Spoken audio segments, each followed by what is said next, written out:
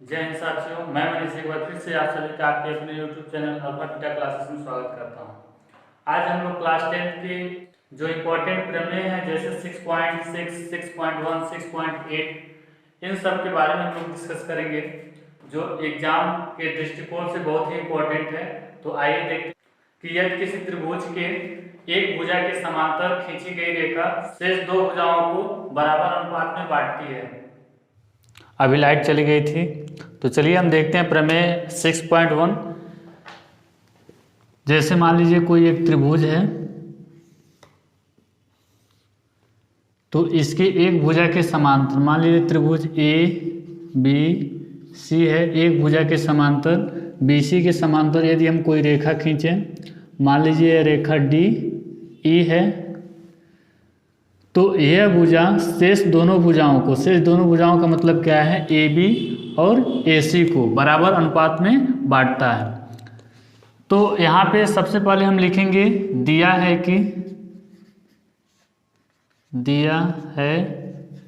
कि देखिए इसे हम थेल्स का प्रमेय भी कहते हैं। तो एग्जाम में यदि आए थेल्स का प्रमेय बताइए क्या होता है, या फिर प्रमेय 6.1 के बारे में पूछे तो दोनों चीज़ एक ही है।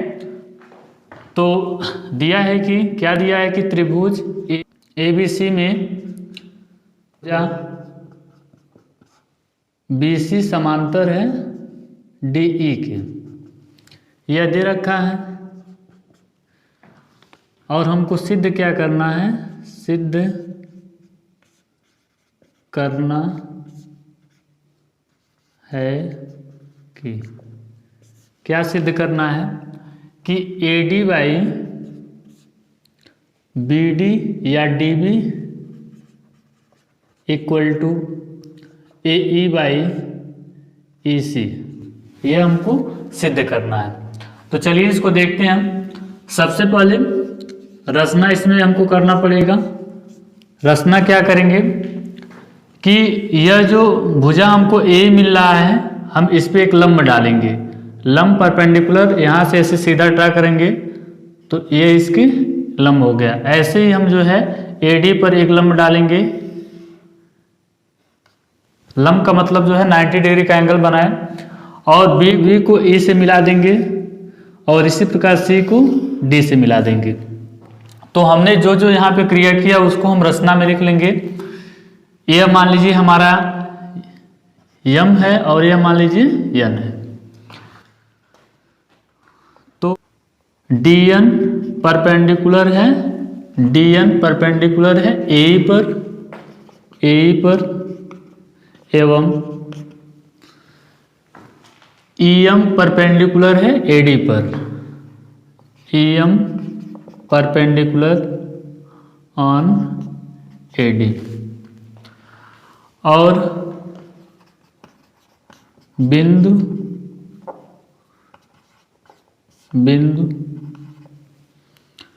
बी को ई से तथा बी को ई से तथा सी को डी से मिलाया, सी को डी से मिलाया। यदि किसी त्रिभुज का हमको क्षेत्रफल निकालना है तो क्या करेंगे, त्रिभुज का यदि हमको आधार पता हो और ऊंचाई पता हो तो हम उस त्रिभुज का क्षेत्रफल आसानी से निकाल सकते हैं। जैसे हमारे पास त्रिभुज क्या है, ए डी ई में बेस क्या है ए डी और परपेंडिकुलर क्या है ई एम।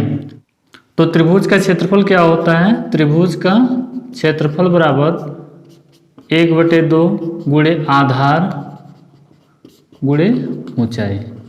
इसी फॉर्मूले का हम लोग यूज करेंगे इसमें। तो त्रिभुज ए डी ई में यदि हम देखेंगे, यानी area of triangle A D E equal to 1/2 base into height. Base हमारा क्या है ए डी और हाइट क्या है हमारा, हाइट देखिए हाइट जो होता है हमारा सीधा एकदम परपेंडिकुलर जो होता है वह उसी को हम हाइट लेते हैं। तो यहाँ पे 90 डिग्री का एंगल यहाँ बन रहा है, मतलब परपेंडिकुलर ई एम है, तो हाइट हमारा ई एम हो जाएगा। तो A D into E M, ये इक्वेशन हमारा फर्स्ट हो जाएगा। इसी प्रकार हम त्रिभुज DBE में देखेंगे। त्रिभुज DBE, यह हमारा रहा DBE, सॉरी, इस त्रिभुज को हम लोग देखेंगे।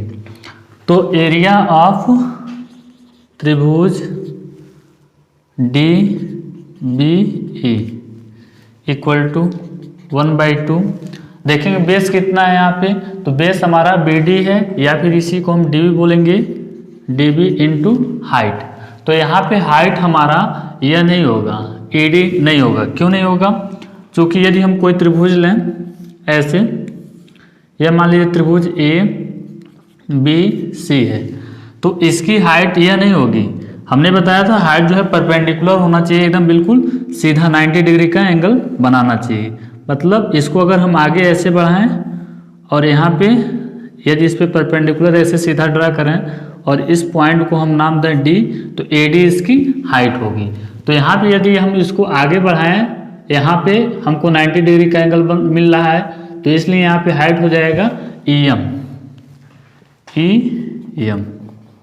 यह इक्वेशन सेकंड हो गया।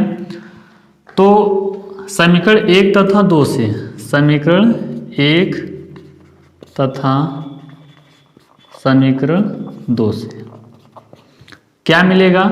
यदि इसमें हम इसका भाग कर दें तो एरिया ऑफ, चूंकि हम भाग देंगे तभी हमको AD/DB मिलेगा। तो area of triangle ADE by area of triangle DBE equal to, इसका वैल्यू पुटअप करें तो 1/2 into AD into EM by 1/2 into DB into EM। यहाँ EM से EM हमारा कट जाएगा, 1/2 से 1/2 कट जाएगा। मिलेगा क्या?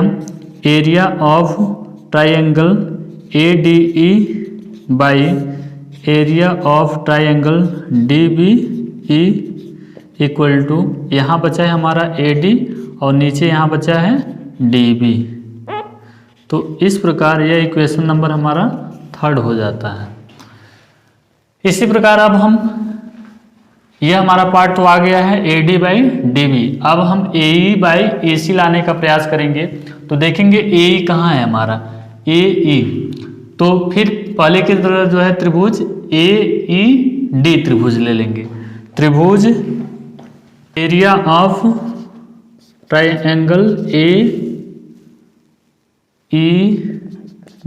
इक्वल टू 1/2 बेस देखेंगे इसका तो AE मिल जाएगा, AE इंटू हाइट जो परपेंडिकुलर होगा मतलब DN।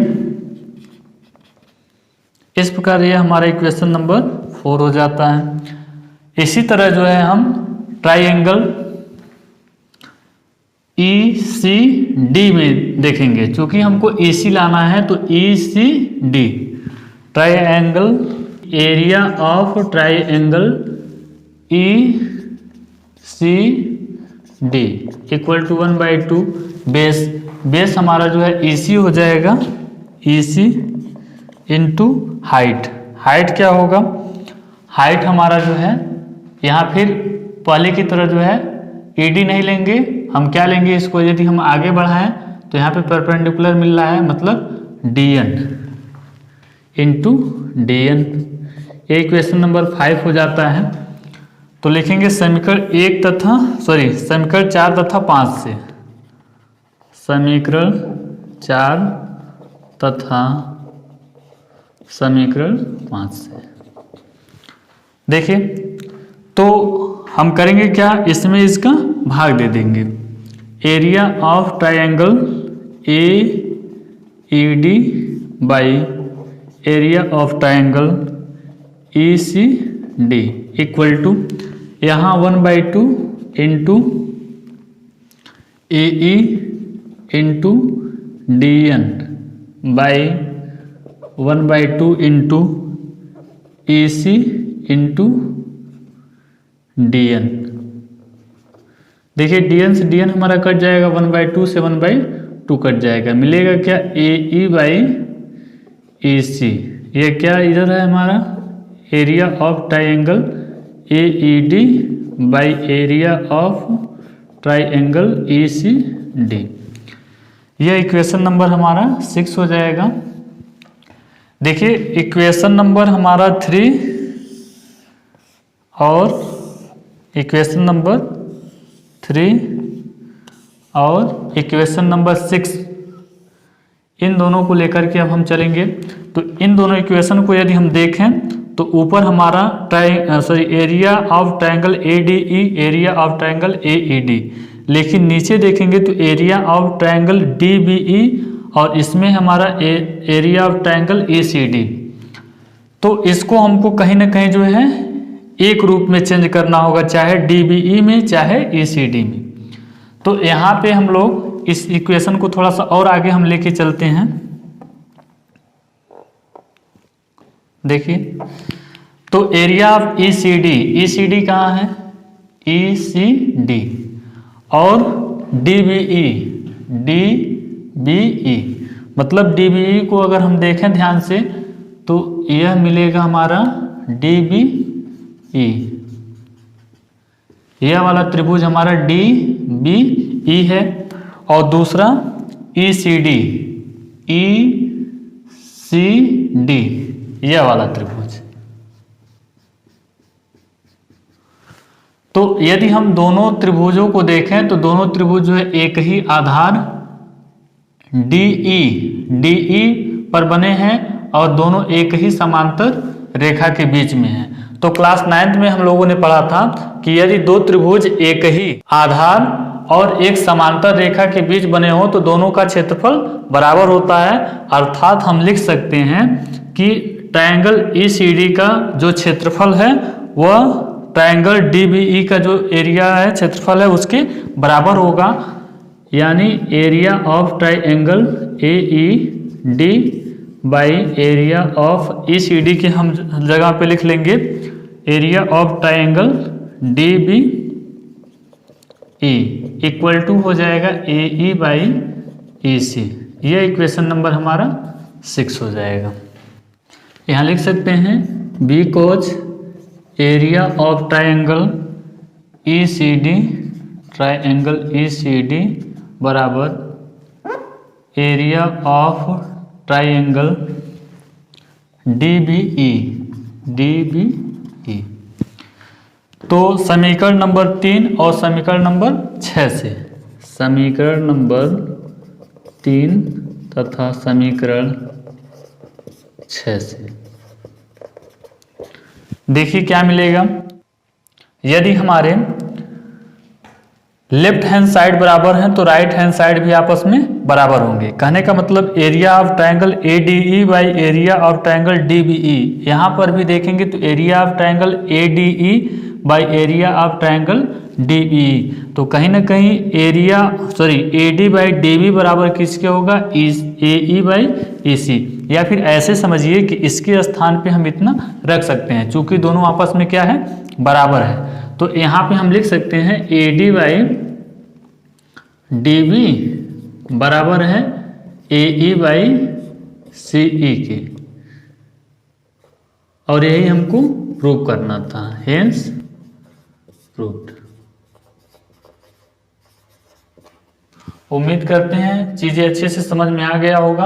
आप इसका स्क्रीनशॉट ले लीजिए या फिर जैसे जैसे हमने बताया उसको आप जो है फिर से करने का प्रयास कीजिए। एक बार कीजिए, 2 बार कीजिए, आसानी से आपको समझ में आ जाएगा और एग्जाम में आएगा तो आप आसानी से कर लेंगे।